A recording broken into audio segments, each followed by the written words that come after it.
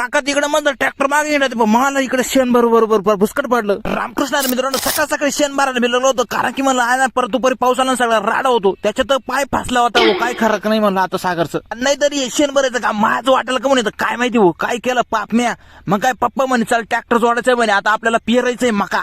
यो आपला नाही बघा दुसरा यो पाहुण्याचा आहे यो आपलाय. हा तर मग काय पप्पा म्हणे मी जातो पुढे तू ये पै म्हणलं मला बसून नेलं असतं तर काय झालं असतं. आल्या पप्पाला पहिली पावर मारायला सुरुवात केली म्हणलं ओके मध्ये कार्यक्रम चालू आहे मला आता जावं काय नो घरी. बिना कामाचं मला ना ट्रॅक्टर मागे हिंडावं लागू राहिलं मला आयला लय वैताग आला म्हणलं उन्हा लय लागू राहिलं. काकाचं मस्त माझ्यामध्ये काम चालू बो ट्रॅक्टर मागं मस्त मोकळे हिंडा मला ओके मध्ये काम आहे काकाचं.